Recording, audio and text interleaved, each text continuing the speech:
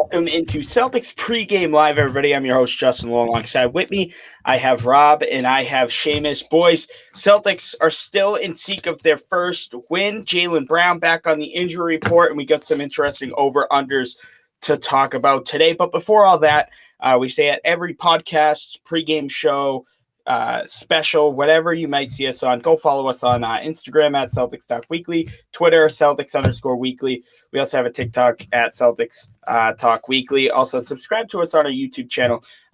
We do have a website. We aren't too focused on that right now, but if you want, go read some articles at the CelticsTalkWeekly.com. Again, Celtics coming into this game 0-2 the Houston Rockets at an even 500, 1-1, 7 p.m. tip-off on NBA TV. Boys, I want to talk to you before we, jump on to the night ahead.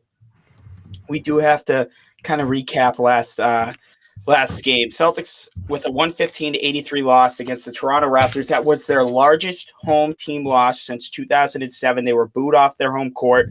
Ime Udoka loved it. He said, we need to use that as fuel. Rob, you were at the game. You saw the 25 turnovers.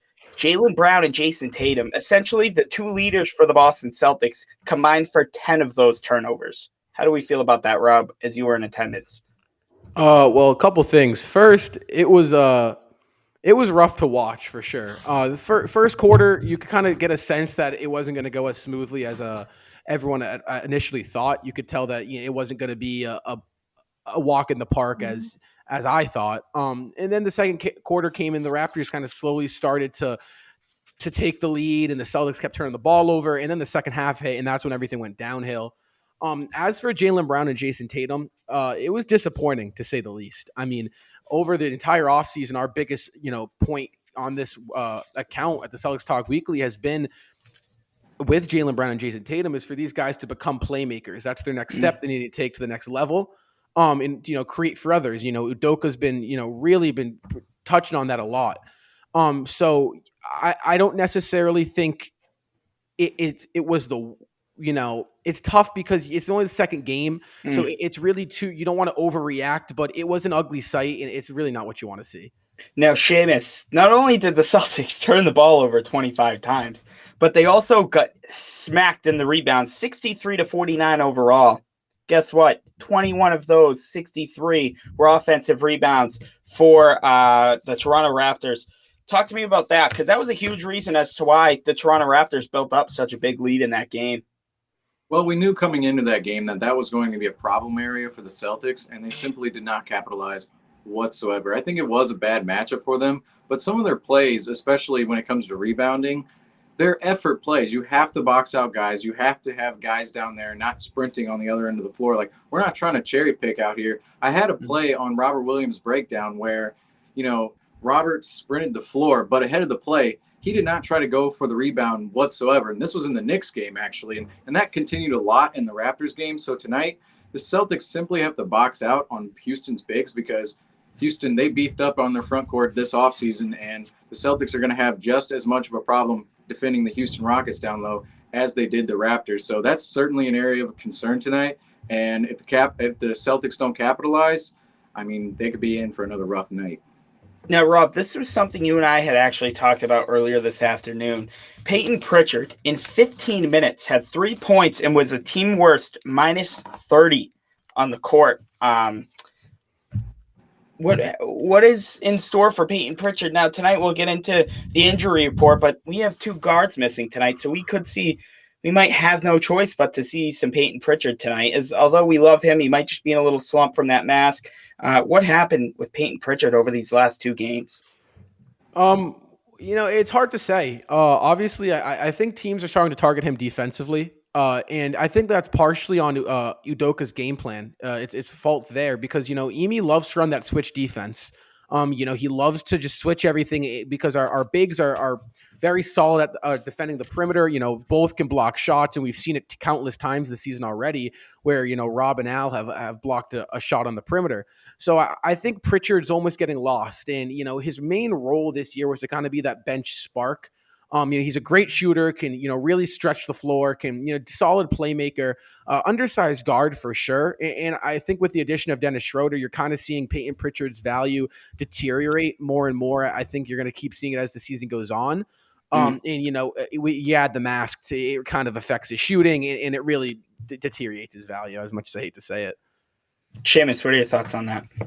Peyton Pritchard, I'm worrying that he was the product of a bad team last year. I know we look at last year's team, and you can honestly look at last year's roster and go, well, yeah, Peyton Pritchard was the seventh man, because after the sixth man on the roster last year, the Celtics essentially had no one. So I'm a little worried that Pritchard was just a product of that last year, and he got a lot of offensive opportunities last year that we're just not seeing this year, next to, guys like Dennis Schroeder who are now on the team. I don't really know how they continue to roll him out there because of the defensive end of the ball. I mean, teams are attacking him every single time down the floor. You can't have that out there every single possession, as we saw with Kemba last year and his knee issues. If you're a small guard like that, you at least have to have some sort of physical, attribute to you, whether it's quickness or effort or, whatever it is. And Pritchard, unfortunately, doesn't have many of those attributes on the defensive end of the floor. So I'm not really sure how many minutes he sees this whole entire season, quite honestly. Now, moving on real quick, one more thing before we move on to tonight's game.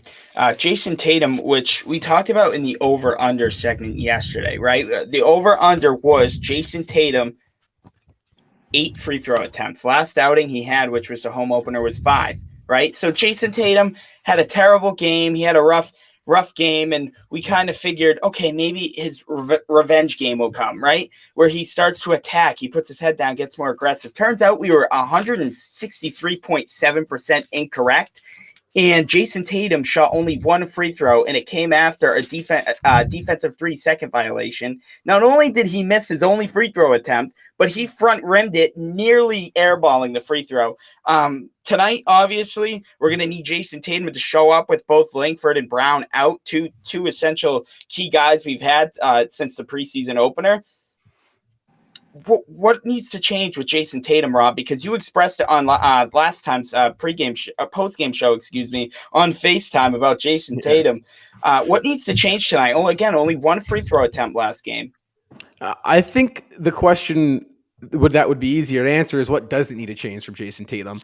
He's essentially come into the season and almost done everything we've asked and done the exact opposite. He hasn't been a playmaker. He really has not showed that, he's the elite scorer that, we know he is. And he's really struggled. He hasn't been getting to the basket. He hasn't been getting to the free throw line. He hasn't shown that strength you can definitely tell he put on, that muscle. So, tonight out of Jason Tatum, I'm expecting 3 things. I'm expecting for him to dominate, control the pace of the game. He is the best player on that court more times than not, right? So I think it's time that he kind of, controls the game.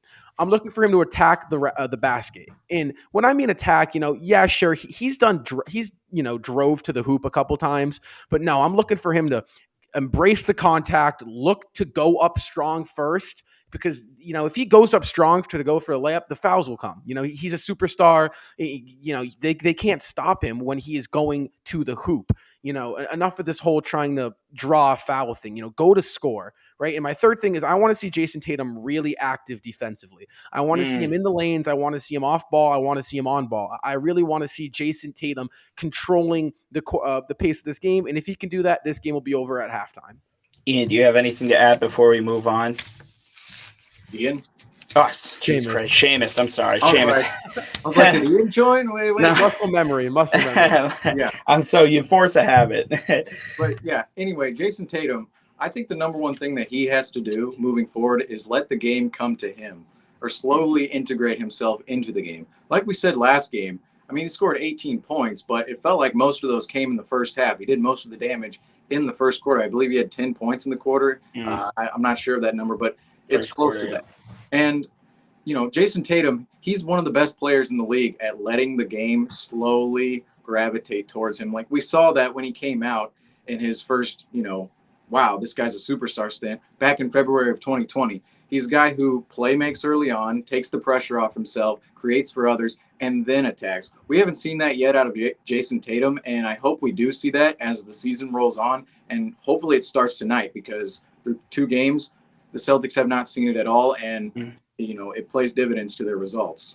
Now moving on to tonight's game, because we do have to talk about that. Try to from here on in leave last game into the past. Now Jaylen Brown, Romeo Langford both ruled out. Romeo with the calf was an extremely late scratch, literally moments before we hit record on this pregame show. And then Jaylen Brown was also a late scratch, a game day scratch, I'd like to call it. He was downgraded from questionable to out this afternoon.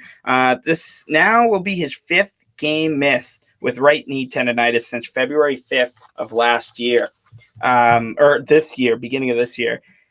Guys, Seamus, you asked this earlier. Is it time to worry about it? Do we maybe wait a little longer, see if more knee injuries rack up on the injury report, or are we ready to call this worrisome? Well, I would definitely say this is worrisome already. I mean, I wouldn't say it's worrisome to the extent of, oh, he might be out for an extended period of time, but just as a lingering issue, I mean, we saw with Kemba Walker, he had knee soreness in February of 2020, in March of 2020. He had a 4-month hiatus, came back, and was not ready to play. And that signals a chronic knee issue. Same thing with Jaylen Brown here. He had those knee issues last season. He had the 5 months off because of his wrist injury. And now he's coming back and he's dealing with those same knee issues. That is not a good sign whatsoever. And for a player who, you know, he's still very young, but he has a lot of miles on his body from he's been on 3 playoff teams that have gone to the Eastern Conference Finals. I mean, that's insane. So Jaylen Brown, I'm not so worried that he'll miss extended time now, but later on down the line, I would certainly be worried about, you know, what that knee does to his abilities. Rob? It's hard to say. Obviously, I think there's a couple factors that could have played him, to him resting this game. I don't know. It might be rest. It might really be that knee's bothering him. Obviously, he hasn't really got a real break since coming back from COVID. Never really get the chance to get into the real swing of things. His first game back's a double overtime game. He doesn't have practice in between game days, and then he comes out and he looks sluggish. So, I think it's something to keep in the back of your mind, to kind of keep a note and a tab on that it could potentially be something where you might see him sitting 1 or 2 back-to-backs here and there. Hopefully that's not the case. I don't think it is the case. But any injury, especially tendonitis, it's going to linger. But obviously the best thing with tendonitis is just, rest. And, Jaylen's a young guy. He's an athletic guy. So, I'm not too worried for the time being. If this is something we're seeing all year, however, then I think I'll start to worry. Speaking of young, he just turned 25 years young today, by the way. So happy birthday, Jaylen Brown. Even though you're not playing, hopefully we can get you first win of the season, ultimately. Celtics are 0-2. Seamus. Conspiracy theory post. He's missing because of his birthday. Maybe he's out celebrating. Maybe. Yeah. Yes, that could be a possibility. But in the meantime, I do want to mention Al Horford will play tonight. There wasn't really a question, but, with conditioning and COVID, first and foremost, he looked extremely, like if there was anything, any silver lining to that game the other night, maybe other than Josh Richardson's debut, Al Horford, 11 points, 11 rebounds, 5 blocks in just 24 minutes of time. You don't get stressed. We're going to play him in short stints. We're going to keep him on a 20 to 25 minute minute restriction, bearing any overtimes. Guys, what do we think of Horford the other night? I thought he looked well. He looked great. I mean, my one thing with Al Horford that I absolutely loved was that, I believe, if I'm correct, what I want to say was 11 points, 11 rebounds, was it? Yep. So along with 5 blocks. So, what's not to love about that? That is Al. This is a man who just got out of quarantine, came out of COVID. He was aggressive. He was the one. I remember distinct play in the third quarter when we tried to make a run at it, right, to crack it down. There was a bad call on Marcus Smart. Crowds booing the refs and whatnot. Al gets the rebound. Al goes down the court, right? He backs down. He gives, I want to say it was Chris Boucher, 3 big posts, pump fakes, draws the and one, crowds on their feet. It's plays like that makes Al Horford so special. And along with the man, it's going to get you 11 points, 11 rebounds. Like, what's not to love? Yeah, he's just such a threat from the low post that, we have not seen in a while. I mean, the only other low post passer that is a threat is Robert Williams, and he's not really a low post player, so we don't usually see him pass out of those sets. And Al Horford just brings a whole different fold to the offense that we really have been missing since 2018-19 when he left. And to have that back and to have his leadership back in the locker room, and then again, he looks like a fresh player as well. And to have all of that back in the locker room is just a super plus for the Celtics. And what we saw on Friday night was certainly a silver lining. It was more than a silver lining. It was a golden lining in just Celtics trouncing. And if the Celtics are going to have anything positive going for them moving forward, it's the fact that Al Horford is back and he's clearly fresh and ready to go. Yeah, fresh and ready to go. I remember the other night my father and I were watching the game, and he had said to me, he looks ripped. He looks like he's in his best shape than he was back when he had his first stint with the Celtics when he was 3 years younger than he is right now, which I totally agree. Al Horford looks awesome. But moving along, we do have to get to the three keys of the game tonight against the Houston Rockets. I'll go first. This is for Ian. Ian said, quote, in all caps, by the way, look like a basketball team. He said, I think competent was in there too. I believe. Was it? Okay, well, look like a competent basketball team. Hey, look, you can't get any more straightforward than that. Just go out there, do what you get paid for, come out with a win. Rob, what's yours? Because yours was one word. Yours was one word and a lot of exclamation points and a lot of capital letters too. Yeah. So my right now it was rebound. It was rebound to basketball. Right. I was gonna get there. Right now, when you look at last game, there was one thing that stuck out to me, especially watching the game. Right, and it goes to Doka's lineups is I don't know, a lot of small ball, so is to rebound the basketball. Right. I see we saw lineups of Schroeder, Pritchard, Langford, Brown, and Williams. That is an extremely small lineup to be running with when you got guys like Boucher, you got guys like Precious Achiuwa on the court, OG Anunoby. These are long, tall, athletic, big guys. So, Pritchard and Schroeder should never be on the court at the exact same time with each other. So, I think it's an absolute, I think this one's on Ime Udoka. My key to the game is to rebound, and that falls to Ime. You got to have Rob Will, and you got to have Horford out there. And, to the players, you got to box out. You got to get a body on someone. You got to do it. Yeah, I totally agree. I mean, you have to do the certain intangibles. Should I move on to my key of the game? Because it kind of feeds off of what he was saying. And Rob mentioned boxing out. The Celtics have to make the hustle plays tonight because against the Toronto Raptors, none of that was happening. They were getting beat by a 20 rebound margin, a 20-point turnover margin. I mean, it was just ridiculous how many 50-50 balls the Celtics were giving up. And one play that really sticks with me is one that happened in the midst of the Celtics trouncing in the third quarter where they completely lost the rope. Marcus Smart and Precious Achiuwa went for a 50-50 ball at midcourt, and it ended in an Achiuwa wide open dunk on the other end of the floor. That's just absolutely unacceptable, and that filters through the whole team. When the team sees a play like that, what makes that inspiring for the rest of the team, especially when you're a leader like Marcus Smart? So the Celtics have to make those hustle plays tonight. They have to fight over screens. They have to communicate defensively. They just have to make the little plays that go and make a big difference along the way, because we haven't yet seen that out of this team, especially not on Friday. And if they don't do it tonight, I mean, again, I said this earlier, another rough go, because you cannot win without those hustle plays. Now, can I give an honorable mention real quick? Go ahead. So I think an honorable mention right here, and honestly, the more I think about it, maybe should have been my key to the game. So I'm gonna put in a number 4. I think, Justin, get back on defense.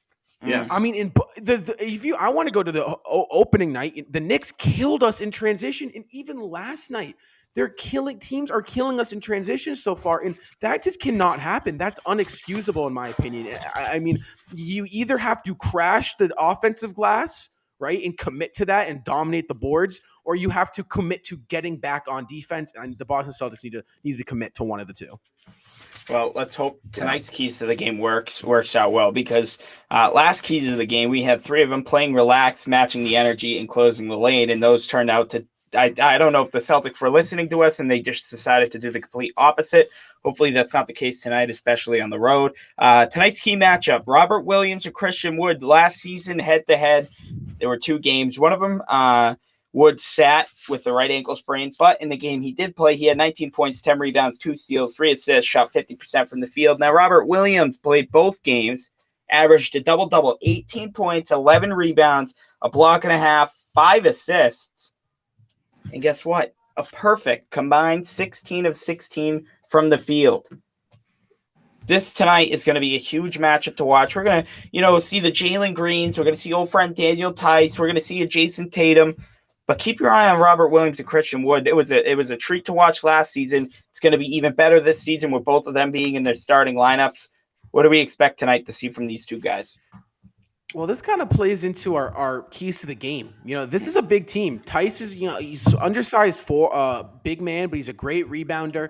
Obviously Christian Wood is a problem in the glass and inside the paint. So you got to deal with him first. But so off topic of the Williams and Wood matchup, but you got some talented guards too. So I think it's really important that Robert Williams.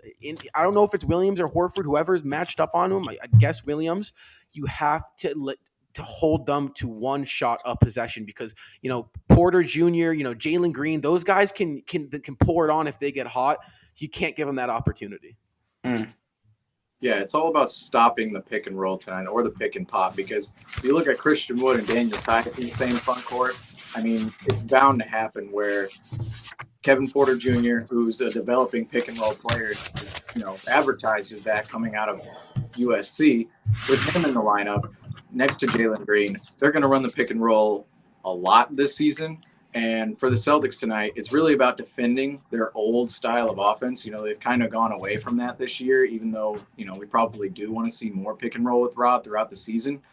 They've gone away from that this year, but they'll be defending their old offense tonight against the Rockets. A little bit faster, too, obviously, with their guards. And that's really going to be the key tonight against Christian Wood and Daniel Tice. Yeah, that should be a great matchup. It was fun to watch last year.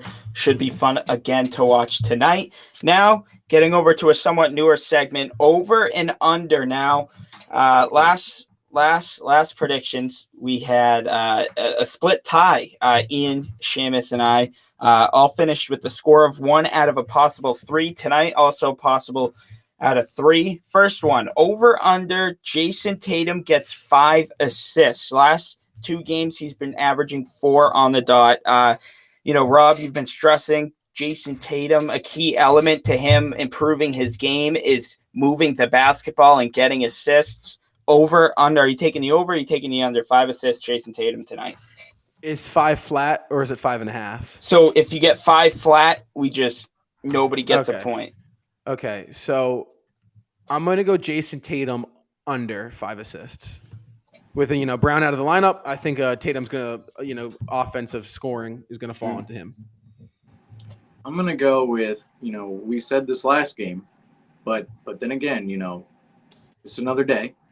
Jason Tatum will probably not have as terrible of a game as he had on Friday night or Wednesday night last week.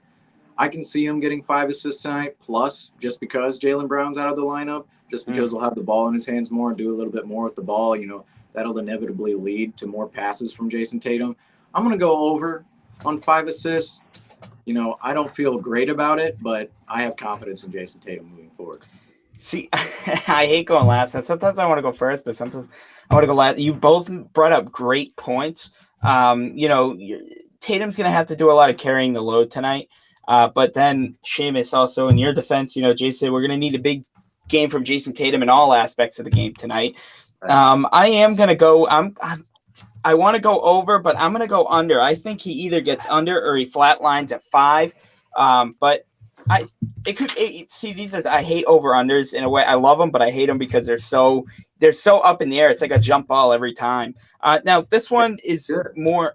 This one's more of kind of like if the Celtics are winning, if they win this, it obviously counts as over. If they lose this, it counts as under. Celtics win a third quarter. Now the big struggle for the past few years, even this year so far in these 2 games, Celtics are getting outscored on average by 12 points in the third quarter, ultimately leading into a horrible loss. Uh, over or under? Basically, are the Celtics winning or losing the third quarter? You want to go?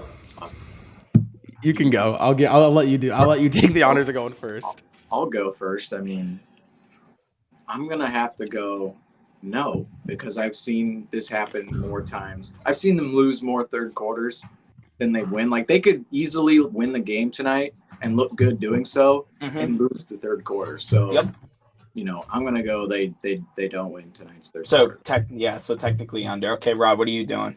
I'm just real quick.